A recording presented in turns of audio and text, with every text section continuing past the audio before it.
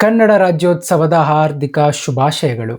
ಇವತ್ತಿನ ವಿಶೇಷ ಏನಂದರೆ, ಕನ್ನಡ ರಾಜ್ಯೋತ್ಸವನ ಕನ್ನಡ ರಾಜ್ಯೋತ್ಸವ ಅಂತ ಯಾರಂತಾರೋ ಅವರಿಗೆ ಪ್ರೀತಿಯಿಂದ ಒಂದು ನಾಲ್ಕು ಹೊಡೆದು, ಅದು ಸ್ತವ ಅಲ್ಲ ಸವ, ಕನ್ನಡ ರಾಜ್ಯೋತ್ಸವ ಅಂತ ಹೇಳ್ಕೊಡೋದು.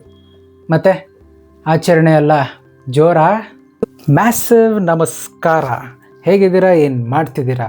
ಇಂದು ಕನ್ನಡ ರಾಜ್ಯದಲ್ಲಿ ಉತ್ಸವ, ಅದೇ ನಿಮ್ಮೆಲ್ಲರ ಕನ್ನಡ ರಾಜ್ಯೋತ್ಸವ. ಕರ್ನಾಟಕದ ಒಂದು ಇತಿಹಾಸ ನೋಡೋದಾದರೆ, 1ನೇ ನವೆಂಬರ್ 1956ರಲ್ಲಿ ದಕ್ಷಿಣ ಭಾರತದ ಎಲ್ಲ ಕನ್ನಡ ಮಾತನಾಡುವ ಪ್ರದೇಶಗಳನ್ನು ಒಗ್ಗೂಡಿಸಿ ಒಂದೇ ರಾಜ್ಯವನ್ನಾಗಿ ಮಾಡಿ ಮೈಸೂರು ಎಂದು ನಾಮಕರಣ ಮಾಡ್ತಾರೆ. ಮತ್ತು 1ನೇ ನವೆಂಬರ್ 1973ರಲ್ಲಿ ಮೈಸೂರು ರಾಜ್ಯಕ್ಕೆ ಕರ್ನಾಟಕ ಎಂದು ಮರುನಾಮಕರಣ ಮಾಡ್ತಾರೆ. ಹೇಳಿದಷ್ಟು ಸುಲಭವಾಗಿ ಯಾವುದೂ ಆಗಲಿಲ್ಲ. ಇದರ ಹಿಂದೆ ಕನ್ನಡಿಗರ ಪರಿಶ್ರಮ, ಹಠ, ಛಲ ಎಲ್ಲವೂ ಇದೆ. ನೋಡೋಣ ಬನ್ನಿ. ಒಂದು ನಿಮಿಷ, ಮೈಸೂರು ರಾಜ್ಯಕ್ಕೆ ಕರ್ನಾಟಕ ಅಂತ ಮರುನಾಮಕರಣ ಯಾಕೆ ಮಾಡ್ತಾರೆ? ಮುಂಚೆನೇ ಮಾಡ್ಬೋದಿತ್ತಲ್ವಾ? ಅದನ್ನು ನೋಡೋಣ ಬನ್ನಿ. 1799ರಲ್ಲಿ 4ನೇ ಆಂಗ್ಲೋ ಮೈಸೂರು ಯುದ್ಧ ನಡೆಯುತ್ತೆ. ಟಿಪ್ಪು ಸುಲ್ತಾನ್ ಒಂದು ಕಡೆ ಆದರೆ ಇನ್ನೊಂದು ಕಡೆ ಬ್ರಿಟಿಷರು, ನಿಜಾಮರು, ಮರಾಠದವರು. ಈ ಯುದ್ಧದಲ್ಲಿ ಟಿಪ್ಪು ಸುಲ್ತಾನ್ ಸೋತು ಸಾವನ್ನಪ್ತಾರೆ. ಈಗ ಟಿಪ್ಪು ಅವರ ಆಳ್ವಿಕೆಯಲ್ಲಿದ್ದ ಮೈಸೂರು ಸಾಮ್ರಾಜ್ಯ 5 ಪ್ರಾಂತ್ಯಗಳಾಗಿ ವಿಂಗಡಣೆಯಾಗುತ್ತೆ. ಹೈದರಾಬಾದ್ ಕರ್ನಾಟಕ, ಬಾಂಬೆ ಕರ್ನಾಟಕ, ಮದ್ರಾಸ್ ಕರ್ನಾಟಕ, ಕೂರ್ಗ್ ಕರ್ನಾಟಕ, ಮೈಸೂರು ಕರ್ನಾಟಕ. 5 ವರ್ಷದ ಮುಮ್ಮಡಿ ಕೃಷ್ಣರಾಜ ಒಡೆಯರವರನ್ನು ಬ್ರಿಟಿಷರು ಮೈಸೂರು ಕರ್ನಾಟಕದ ರಾಜನನ್ನಾಗಿ ನೇಮಕ ಮಾಡ್ತಾರೆ, ಒಂದು ಮೈತ್ರಿ ಒಪ್ಪಂದದ ಮೇರೆಗೆ. 1800ರಿಂದ 1850ರ ತನಕ ಈ 5 ಪ್ರಾಂತ್ಯಗಳಲ್ಲಿ ಕನ್ನಡ ಭಾಷೆ ಮಾತನಾಡುವ ಕನ್ನಡಿಗರು ಹೆಚ್ಚಿದ್ದರು. ಕನ್ನಡಕ್ಕಾಗಲಿ ಕನ್ನಡಿಗರಿಗಾಗಲಿ ಹೆಚ್ಚಿನ ಆದ್ಯತೆ ಕೊಡ್ತಿರಲಿಲ್ಲ. ಹಿಂದೆ ನಿಜಾಮ್ ಆಳ್ವಿಕೆಯಲ್ಲಿದ್ದ ಹೈದರಾಬಾದ್ ಕರ್ನಾಟಕದ ಪ್ರಮುಖ ಭಾಷೆ ಉರ್ದು ಆದರೆ ಬಾಂಬೆ ಕರ್ನಾಟಕದ ಪ್ರಮುಖ ಭಾಷೆ ಮರಾಠಿ ಆಗಿತ್ತು. ಒಂದು ರಾಜ್ಯ ರಚನೆ ಮಾಡೋಕ್ಕೆ ಕನ್ನಡಿಗರು ಎಷ್ಟೆಲ್ಲ ಹೋರಾಡಿದ್ದಾರೆ ಅಂತ ನೋಡ್ತಾ ಹೋಗಿ. 1850ರ ನಂತರ ಕನ್ನಡಿಗರು ಎಚ್ಚೆತ್ಕೋತಾರೆ. 1890ರಲ್ಲಿ R.H. ದೇಶಪಾಂಡೆಯವರು ಕರ್ನಾಟಕ ವಿದ್ಯಾವರ್ಧಕ ಸಂಘ ಸ್ಥಾಪನೆ ಮಾಡ್ತಾರೆ. ಕನ್ನಡ ಭಾಷೆ ಮತ್ತು ಸಂಸ್ಕೃತಿಯನ್ನು ಪ್ರೋತ್ಸಾಹಿಸಿ ರಕ್ಷಿಸುವುದು ಈ ಸಂಸ್ಥೆಯ ಪ್ರಮುಖ ಗುರಿ. ಹಾಗೇನೆ ಆಲೂರು ವೆಂಕಟರಾವ್ ಅವರು ಕರ್ನಾಟಕ ಏಕೀಕರಣದ ಬಗ್ಗೆ ವಾಗ್ಭೂಷಣ ಎಂಬ ಪತ್ರಿಕೆ ಬರೀತಾರೆ. ಈ ಪತ್ರಿಕೆಯ ಮುಖಾಂತರ ಎಲ್ಲ ಕನ್ನಡಿಗರಲ್ಲೂ ಕರ್ನಾಟಕ ಏಕೀಕರಣದ ಬಗ್ಗೆ ಅರಿವು ಮೂಡಿಸ್ತಾರೆ. 1915ರಲ್ಲಿ ಕನ್ನಡ ಸಾಹಿತ್ಯ ಪರಿಷತ್ ಸ್ಥಾಪನೆ. 1916ರಲ್ಲಿ ಕರ್ನಾಟಕ ಏಕೀಕರಣ ಸಭಾ. 1920ರಲ್ಲಿ ಮೊದಲನೆಯ ರಾಜಕೀಯ ಕನ್ನಡ ಸಮ್ಮೇಳನ. 1924ರಲ್ಲಿ ಬೆಳಗಾವಿ ಅಧಿವೇಶನ. ಈ ಒಂದು ಅಧಿವೇಶನ ಒಂದು ಒಳ್ಳೆಯ ಯಶಸ್ಸು ಕಾಣುತ್ತೆ. ಇದರಲ್ಲಿ ಒಬ್ಬ ಕವಿ ಪ್ರಮುಖರಾಗ್ತಾರೆ.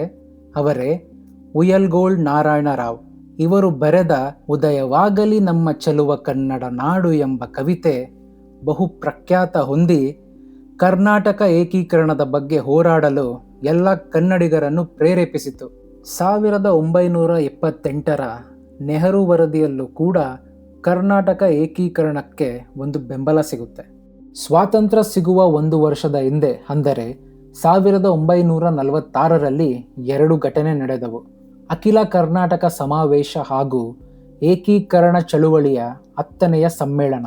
ಈ 2 ಪ್ರಮುಖ ಸಭೆಗಳು ಕರ್ನಾಟಕ ಏಕೀಕರಣಕ್ಕೆ ಹೊಸ ಶಕ್ತಿಯನ್ನು ತುಂಬಿ ಕನ್ನಡ ಮಾತನಾಡುವ ಪ್ರದೇಶಗಳನ್ನು ಒಗ್ಗೂಡಿಸಿ ಒಂದೇ ರಾಜ್ಯವಾಗಿ ಮಾಡಬೇಕೆಂಬ ಬೇಡಿಕೆ ರಾಷ್ಟ್ರೀಯ ಮಟ್ಟವನ್ನು ತಲುಪಿತು. ಭಾರತಕ್ಕೆ ಸ್ವಾತಂತ್ರ್ಯ ಏನೋ ಸಿಕ್ತು, ಆದರೆ ಕರ್ನಾಟಕ ರಾಜ್ಯ ರಚನೆಗೆ ಮತ್ತೊಂದು ಅಡೆತಡೆ. ಸ್ವಾತಂತ್ರ್ಯದ ನಂತರ 1948ರಲ್ಲಿ ದಾರ್ ಆಯೋಗ ಮತ್ತು JVP ಸಮಿತಿಯವರು ಭಾಷೆಯ ಆಧಾರದ ಮೇರೆಗೆ ರಾಜ್ಯವನ್ನು ಸ್ಥಾಪಿಸಲು ಸಾಧ್ಯವಿಲ್ಲ ಎಂದು ಘೋಷಿಸುತ್ತಾರೆ.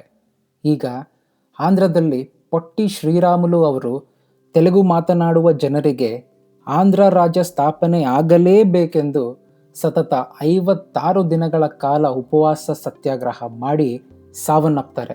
1953ರಲ್ಲಿ ಕೇಂದ್ರ ಸರ್ಕಾರ ಆಂಧ್ರ ರಚನೆಗೆ ಅನುಮತಿ ನೀಡಿ ಕರ್ನಾಟಕ ರಚನೆಗೆ ಬಾಕಿ ಇಡ್ತಾರೆ.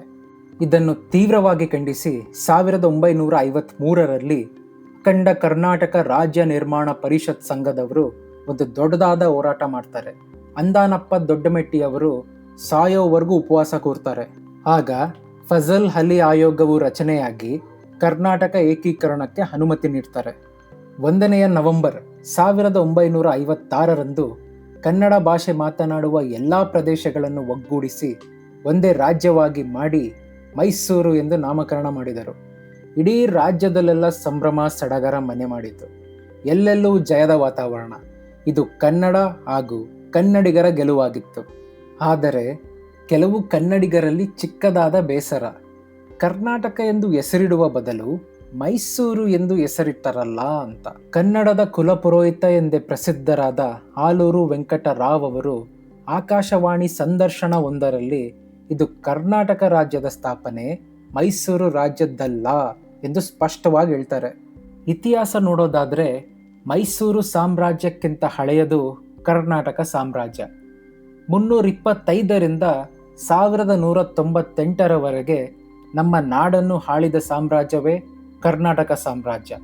ಇದರಲ್ಲಿ ನಿಮಗೆ ಕದಂಬರು, ಗಂಗರು, ಚಾಲುಕ್ಯರು, ರಾಷ್ಟ್ರಕೂಟರು, ಹೊಯ್ಸಳರು, ವಿಜಯನಗರವನ್ನು ಆಳಿದ ಅಕ್ಕಬುಕ್ಕರನ್ನು ಕಾಣಬಹುದು. 1399ರ ನಂತರ ಬಂದ ಸಾಮ್ರಾಜ್ಯವೇ ಮೈಸೂರು ಸಾಮ್ರಾಜ್ಯ. ಕರ್ನಾಟಕ ಒಂದು ಹಳೆಯ ಹಾಗೂ ಮೊದಲ ಸಾಮ್ರಾಜ್ಯ. ಮೈಸೂರು ಒಂದು ರಾಜ್ಯದ ಭಾಗ.